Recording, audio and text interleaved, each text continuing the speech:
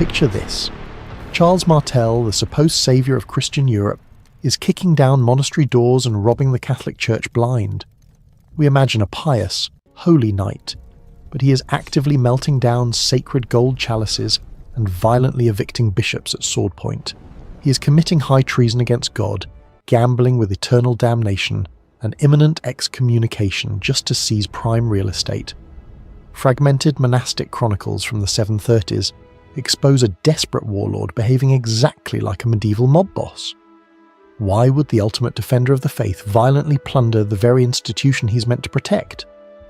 Before diving into these forgotten stories of survival and suffering, if you enjoy learning about the hidden truths of history, consider hitting that like button and subscribing for more content like this.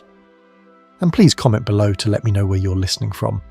I find it incredible that we're exploring these ancient stories together from different parts of the world, connected across time and space by our shared curiosity about the past.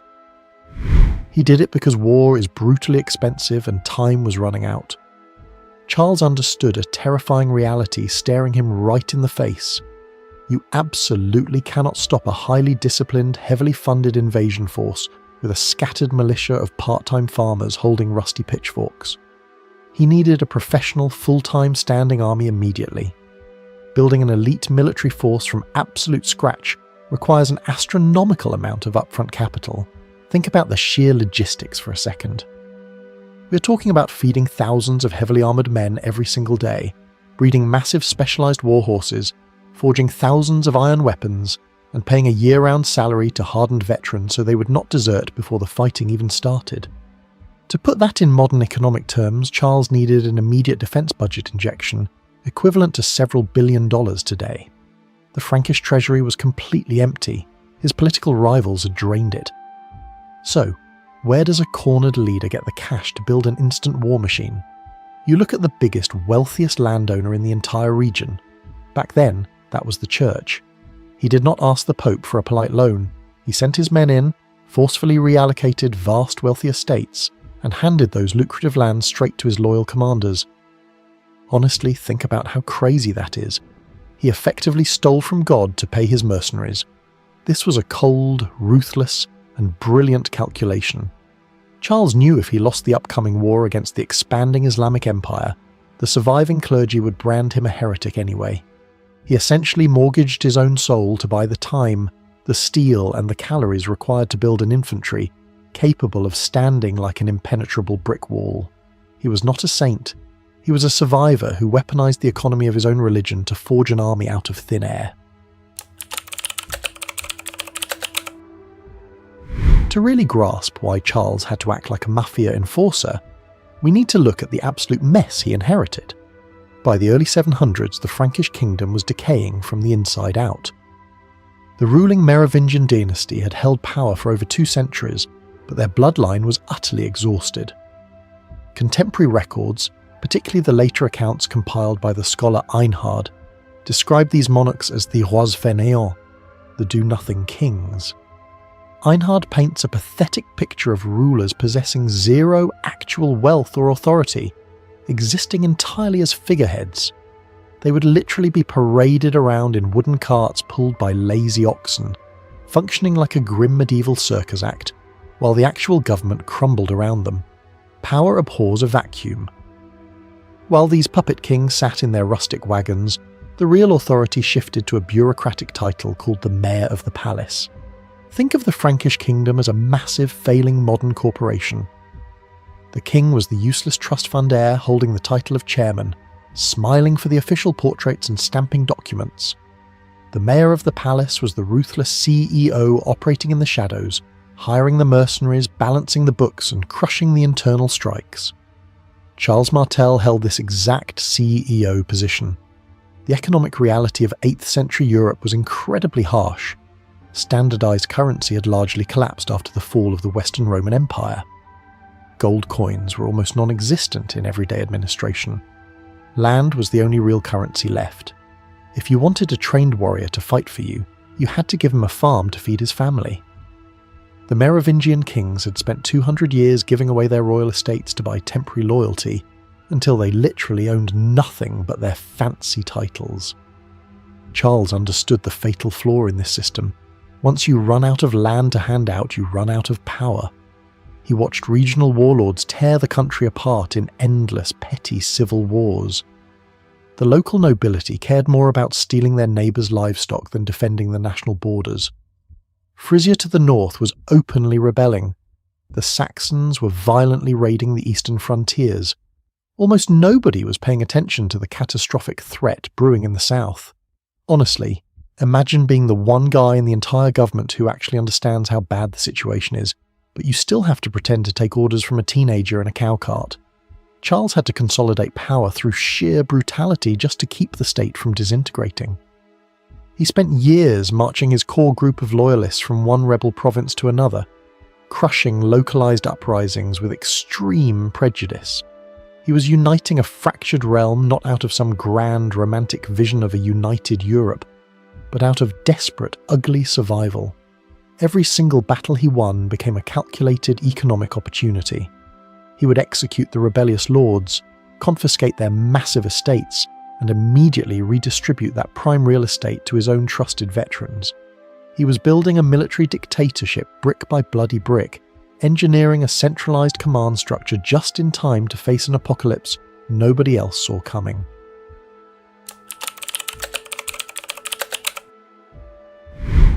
Before we crown him the saviour of Europe, we have to look at how Charles actually seized power. His rise was not some preordained divine right. It began in a dark, freezing prison cell in Cologne. In 714, his father, the powerful mayor of the Palace Pepin of Herstal, died. Charles was technically the oldest surviving son, but he had a massive political target on his back. He was illegitimate, born to a concubine named Alpaida. Pepin's fiercely ambitious official wife, Plectrude, wanted the absolute power of the mayoralty for her own infant grandson. She saw Charles as a dangerous, battle-tested rival who needed to be erased. According to the contemporary chronicle Liber Historia Francorum, Plectrude acted swiftly and ruthlessly. She locked Charles in a dungeon, intending to rule as regent while her grandson grew up. Honestly, imagine your own stepmother throwing you into a medieval black site just to protect her toddler's inheritance. Plectrude made a calculated move, but it was a fatal misjudgment of game theory. She assumed chaining up the most competent military commander in the family would stabilize her regime. Instead, it signaled severe internal weakness to the neighboring Neustrian nobles, who instantly rebelled against a government run by a woman and a baby. The realm plunged into violent chaos. Charles did not wait for a legal pardon. In 715, amidst the distraction of a collapsing state, he engineered a prison break. He emerged from Cologne with absolutely no money, no lands, and 0 official titles. He was a fugitive being hunted by his own family and the new rebel forces simultaneously.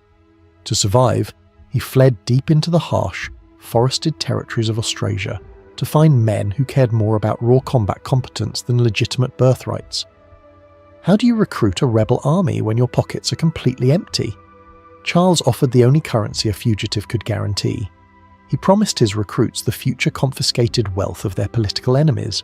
He gathered a gritty, hardened militia of loyalists who tied their personal financial survival directly to his tactical success.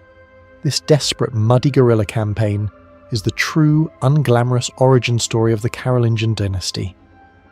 It was not birthed in a grand cathedral with holy choirs singing.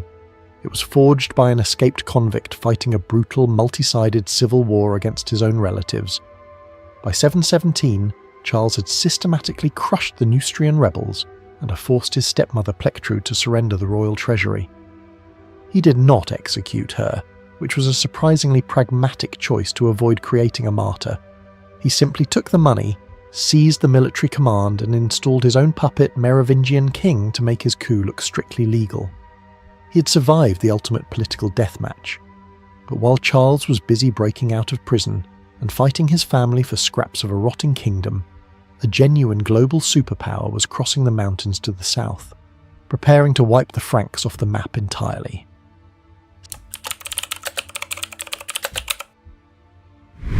While Charles was desperately scraping together a militia in the frozen mud of northern Europe, a true global superpower was looking across the Pyrenees Mountains. To understand the sheer terror gripping the continent, we have to look at the Umayyad Caliphate. This was an empire operating on a scale unseen since the height of Rome. Within a single century, their armies had exploded out of the Arabian Peninsula, conquering territories from the borders of India all the way to the shores of the Atlantic Ocean. If we analyse the raw economics of the 8th century, the Umayyad government controlled a staggering percentage of the global GDP. They utilised standardised gold coinage, maintained highly complex taxation systems, and deployed sophisticated continent-spanning supply chains. The Franks, by comparison, were essentially fighting in the dirt and bartering with cows. Honestly, if you were a betting person in the year 732, putting your money on Charles Martel would have seemed like absolute lunacy. The military mismatch was terrifying. The Umayyad war machine relied heavily on a devastatingly effective cavalry. These riders were highly disciplined, armed with specialised lances, and mounted on exceptionally fast Arabian and Barb horses. They avoided slow, rigid infantry warfare. Instead, they used extreme mobility to encircle, exhaust, and slaughter their enemies. Traditional European armies had simply never faced anything with this terrifying combination of speed and logistical support. In the spring of 732, the highly capable governor of Al-Andalus, Abdulrahman al-Ghafiqi, mobilised a massive army and marched directly north into the region of Aquitaine. The contemporary Mozarabic chronicle of 754 describes this advancing force as an unstoppable swarm, crushing everything in its path. Historians still debate his exact strategic motives. Was this a calculated campaign of permanent conquest to annex the rest of Europe, or just a massively scaled-up looting expedition designed to extract wealth? From a game theory perspective, the difference was entirely irrelevant to the people living there. Abdul Rahman was systematically dismantling the defensive capabilities of southern France. He caught the army of Odo the Great, the powerful Duke of Aquitaine, and completely shattered it at the Battle of the River Garonne. The carnage was so absolute that the chronicles reported God alone knew the number of the slain. Odo was Charles's bitter political rival. He absolutely despised the ambitious mayor of the palace. Facing total annihilation, Odo swallowed his pride, fled north, and begged the man he hated for military aid. Charles agreed to save him, but his salvation came with a brutally pragmatic price tag. Odo had to formally submit to Frankish supremacy. Charles effectively weaponized the foreign invasion to officially subjugate his last remaining domestic threat. He absorbed Odo's surviving, battered forces, and finally marched his newly funded, heavily armoured infantry south to intercept an enemy that had never lost a major continental campaign. When you examine standard medieval warfare tactics from this era, you quickly realise that infantry forces were generally treated as expendable meat shields. Charles Martel completely rejected this doctrine. He knew that sending lightly armed peasants out into an open field against the Umayyad cavalry was essentially mass suicide. To counter the blistering speed of the Islamic horsemen, he needed to create an immovable object. He resurrected the ancient phalanx concept, drilling his core veterans relentlessly to fight as a tightly packed, heavily armoured unit. This directly explains his brutal church robberies. Equipping a standing army with heavy iron armour in the 8th century was a logistical nightmare of epic proportions. A single Frankish mail shirt, known as a burney, required tens of thousands of individually riveted iron rings. Producing just one of these garments took a skilled blacksmith several months of backbreaking labour. In today's economy, handing a frontline soldier a full set of quality chainmail and a steel broadsword was roughly equivalent to issuing them a customised high-end luxury sports car. Charles weaponised the massive wealth he violently confiscated from the bishops to mass-produce these walking iron tanks. Throwing money at the problem was only the first step. He had to completely override human psychology. Imagine standing on a freezing, muddy hill, gripping a wooden shield, while thousands of heavily armed enemy cavalrymen charge directly at your face. Every basic biological instinct in your brain screams at you to drop your heavy gear and sprint for the trees. Charles subjected his troops to extreme psychological conditioning to ensure absolutely no one broke rank. The contemporary continuator of Fredegar chronicles described the Frankish soldiers standing completely frozen in combat, locked together like a literal wall of ice. Charles also flatly refused to let the enemy dictate the terms of the engagement. Utilising a highly effective shadowy network of local scouts, he tracked the Umayyad army's destructive looting path as they marched toward the incredibly wealthy city of Tours. Instead of meeting them down in the open valleys where Arabian horses would possess a devastating kinetic advantage, Charles seized the high ground. He positioned his heavy infantry on a wooded ridge right across the old Roman road. He strategically used the dense autumn timber to naturally disrupt and shatter any incoming cavalry charge. This setup was an absolute masterclass in asymmetrical game theory. He forced Abdul Rahman to fight uphill, through dense vegetation, against an impenetrable wall of iron. Honestly, it blows my mind to think about the sheer icy nerve required to execute this plan. Charles deliberately placed his entire military apparatus right in the path of a previously unstoppable global force and effectively dared them to attack. He spent years bleeding his own country dry, extorting the clergy, and executing his political rivals just to construct this singular trap. The fate of the entire European continent now rested on whether his human wall of ice would shatter under the pressure.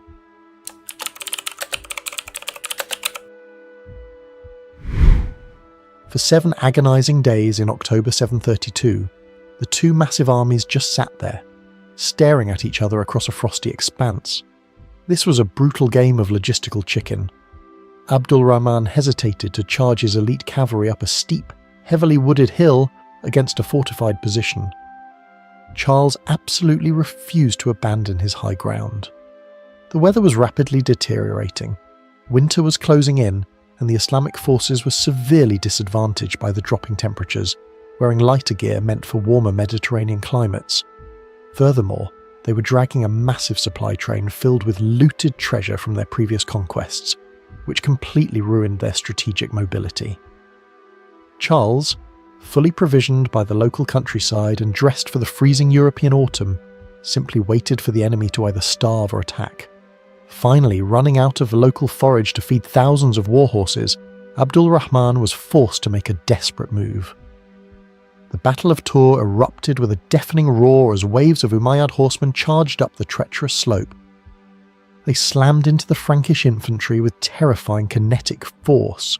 The wall of iron actually held. The contemporary Mosarabic chronicle specifically notes the Franks stood as solid as a glacier, locking their shields together and slashing down the Arab cavalry with heavy broadswords.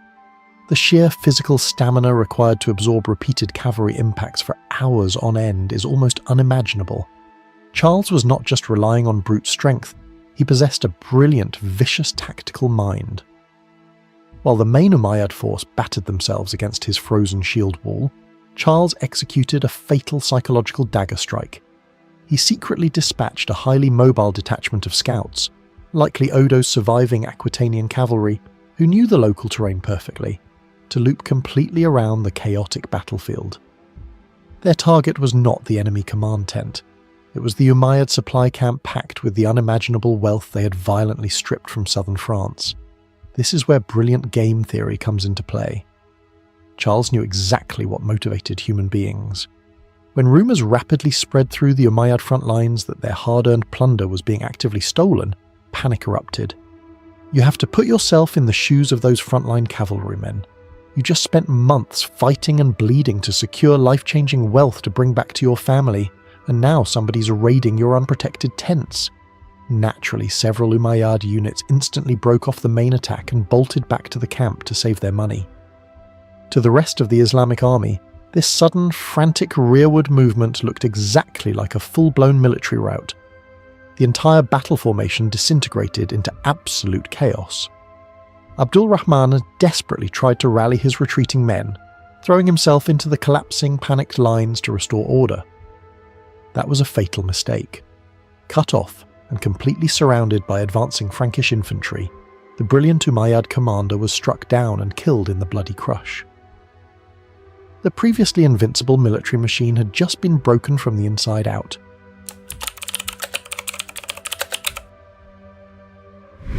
The sun finally rose on the 8th day. The Frankish infantry stood shivering in their bloody chainmail, gripping their battered wooden shields, fully expecting another massive cavalry charge. They waited in the freezing mist for hours. Complete silence covered the valley. Charles sent a few cautious scouts creeping down the hill into the Umayyad encampment, expecting a trap. They found a ghost town. The Islamic forces had packed up and vanished in the dead of night. They even abandoned a massive portion of their heavy, blood-soaked loot just to escape faster. The Frankish soldiers immediately wanted to break rank, chase the retreating army down and grab the remaining gold. Charles strictly forbade it. Pursuing highly mobile Arabian horses with exhausted foot soldiers was a massive logistical death sentence. He knew breaking his disciplined shield wall meant walking blindly into a potential rearguard ambush. He aggressively forced his men to hold the line, staring at an empty, corpse-riddled field, until he was absolutely certain the enemy was gone. This exact brand of cold, calculated discipline birthed his legendary nickname. Later, historical records, specifically the 9th century additions to the Chronicle of Fredegar, began referring to him as Martellus, Charles the Hammer. We frequently picture a mythological warhammer smashing enemies into absolute dust, but the medieval context is far more industrial. A blacksmith's hammer does not just destroy things. It strikes hot iron repeatedly, brutally, until the stubborn metal bends entirely to the smith's will. Charles relentlessly hammered the Umayyad forces, breaking their momentum, but he was also hammering the chaotic, fractured Frankish kingdom into a unified, hardened weapon. You might assume the immediate aftermath involved a massive victory parade, with the Pope sending him a golden medal of salvation. Reality operates on a significantly colder wavelength. Odo the Great, the rival duke who had desperately begged Charles for help, was now militarily decimated and completely isolated. Charles looked at the freshly rescued region of Aquitaine and did not see a grateful ally. He saw Preuilm, undefended real estate. Honestly, you have to admire the sheer, unapologetic audacity of the man. He literally just halted the greatest military expansion in human history, and his very first thought the morning after was about how to exploit the chaos to steal his neighbour's territory. He instantly marched his hardened veterans through the southern provinces, aggressively replacing local bishops and regional lords with his own fiercely loyal commanders. If you dared oppose his new administrative overreach, he stripped your ancestral lands and handed them directly to a soldier who had held the line at Tours. He perfectly weaponized the existential terror of the Islamic invasion to justify a total military lockdown of the continent. By the time he marched his army back north, the Merovingian king sitting in his pathetic wooden cart was entirely irrelevant. The Hammer was the undisputed, absolute dictator of Western Europe. Traditional history textbooks usually paint the Battle of Tours as the definitive, heroic conclusion to the Islamic invasion of Europe. They wrap the entire conflict up with a neat little bow, suggesting the Umayyad forces simply turned around and went home forever. That is a complete fabrication. A global superpower does not just shrug off a single tactical defeat and abandon a highly lucrative frontier. By 737, the Caliphate launched a massive, highly coordinated amphibious assault along the Mediterranean coast, capturing heavily fortified regional strongholds like the city of Avignon. The war was far from over. Charles had to mobilise his exhausted veterans and march south yet again. This time he faced a vastly different logistical nightmare. He was not defending a heavily wooded hill, he was executing brutal siege warfare against massive stone fortresses resupplied directly from the sea. When he finally recaptured Avignon, he did not just occupy the city and lower the taxes, he ordered his frontline troops to burn it entirely to the ground. To permanently halt the continuous Umayyad advance, Charles implemented a devastating scorched earth policy across the region of Septimania. He systematically dismantled the massive Roman-era defensive walls of prominent Christian cities like Nîmes, Agde, and Béziers. He intentionally torched vast tracts of agricultural land to deny the enemy any localized food sources. Imagine a modern head of state intentionally blowing up their own country's highway systems, power grids, and farming infrastructure just to slow down a hostile border incursion. It is a horrific, almost unthinkable choice. He actively crippled his own citizens' economy, to ensure the invading army could never use those coastal cities as forward operating bases. The acclaimed saviour of the realm was deliberately leaving behind a smoking, uninhabitable wasteland. His ruthless pragmatism extended all the way to the top of the geopolitical food chain. While Charles was busy burning down southern France, Pope Gregory III found himself trapped in Rome, actively being besieged by a fierce Germanic group known as the Lombards. The Pope sent frantic, desperate letters carrying the keys to the tomb of St. Peter, begging the legendary Hammer of Christendom to march south and save the Vatican. What did Charles do? He completely ignored the Pope. He had recently formed a highly profitable strategic military alliance with the Lombard king, Luitprand, specifically because he needed their heavy cavalry to help secure his own southern borders. To Charles, the math was incredibly simple. Breaking a treaty with a vital military ally just to save the spiritual head of the Catholic Church was a terrible return on investment. He prioritised his own centralised geopolitical survival over the immediate safety of the Pope. He was perfectly willing to let Rome burn if it meant keeping his newly forged empire totally intact.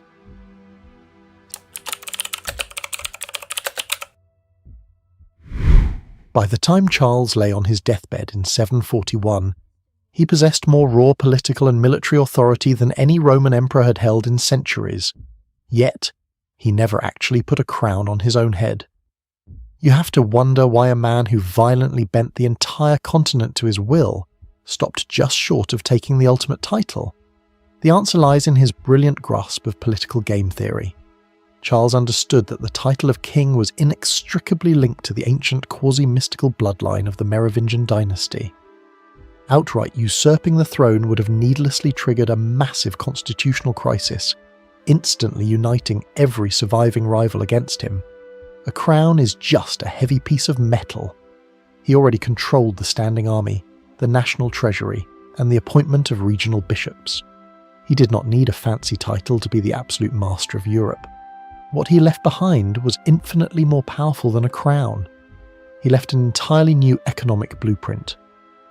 When Charles aggressively confiscated massive tracts of Catholic Church land and handed those estates to his heavy infantry, in exchange for mandatory lifelong military service, he accidentally rewired the global economy. He essentially invented the fundamental business model of European feudalism. Before him, armies were temporary mobs. After him, military service was directly tied to land ownership, creating a permanent localized warrior class. He built the exact system that would eventually evolve into the medieval knights we see in movies today. He treated the entire Frankish realm as his own private corporate asset. As his health failed, he simply divided the entire government between his two sons, Carloman and Pepin the Short, completely ignoring the existence of the official Merovingian king. He had normalised his family's absolute supremacy so thoroughly that nobody even questioned this illegal transfer of power. His ruthless groundwork paved the way for the ultimate political rebranding. Just 10 years after Charles died, his son Pepin finally tossed the last useless Merovingian puppet into a monastery and officially claimed the throne, securing a formal blessing from the very Pope that Charles had previously ignored. But the true return on Charles's bloody investment materialised in the next generation.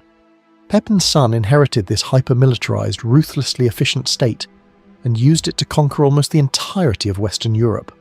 History remembers that boy as Charles the Great. The legendary hammer is perhaps best understood as the grandfather of Charlemagne.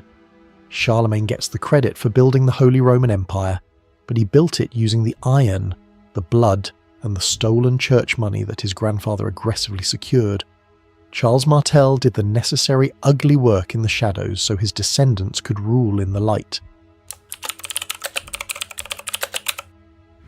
How do we ultimately judge Charles the Hammer? History possesses a remarkable ability to scrub the blood off its heroes. The Catholic Church, the exact institution he violently robbed and extorted, eventually championed him as the ultimate saviour of Christendom. The surviving medieval clergy conveniently forgot the melted gold chalices and the evicted bishops, because his brutal methods kept the Umayyad Caliphate from turning Rome into a northern provincial outpost. It remains the ultimate historical irony. He achieved legendary, almost holy status by committing outright heresy. Viewing him through a modern lens reveals a ruthless, highly effective political operator rather than a pious knight. He looked at a fractured, failing state and realized polite diplomacy meant absolute annihilation.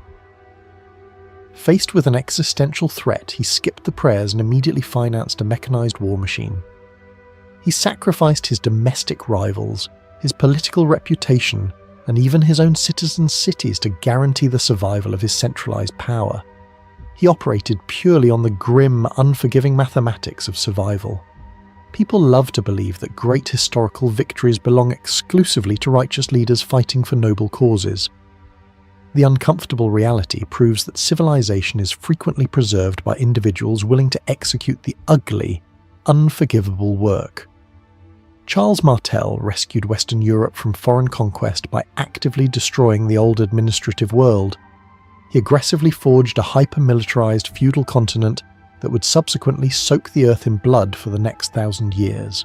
The ultimate game theory question remains: if you were standing in his shoes, staring down the absolute collapse of your entire society, would you possess the cold nerve to rob your own church and burn your own cities to survive?